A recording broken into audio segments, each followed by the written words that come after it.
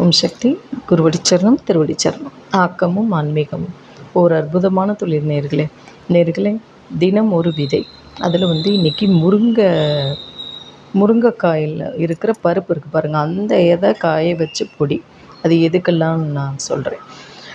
அந்த முருங்கை விதை பொடி முத்தினதெல்லாம் நம்ம தூக்கி போடுவோம்ல, அதை தூக்கி போடாமல் பொடி பண்ணி அது பசித்தன்மையை தூண்டுதல் கொடுக்கும், மறதியை தடுக்கும்.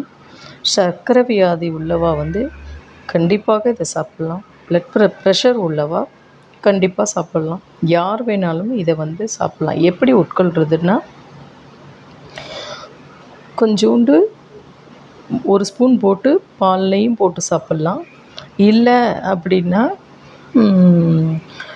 தேன் பாலில் போட்டு சாப்பிட்றதா இருந்தால் தேன் தான் போடணும். ஆனால் சர்க்கரை வியாதி உள்ளவா தேன் வேண்டாம், எதுவுமே வேண்டாம். ப்ளைனாகவே அவள் குடிக்கலாம். இல்லை என்னால் முடியல அப்படின்னா அரை ஸ்பூன் நாட்டு சர்க்கரை போட்டுக்கலாம். நம்ம நார்மல் அவள் பால்லையும் போட்டு குடிக்கலாம்.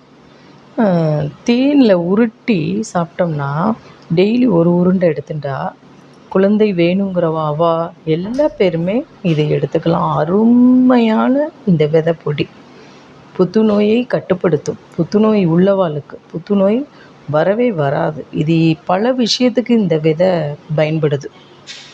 இன்னொன்று நேர்களே, நம்மளோட காய்கள் நம்மளோட இதுவே நம்மளுக்கு அருமருந்தாக இருக்கிறது. மருந்து மாத்திரையை தேடி போகாமல் விதைகளை தேடி போவோம். நமஸ்காரம்.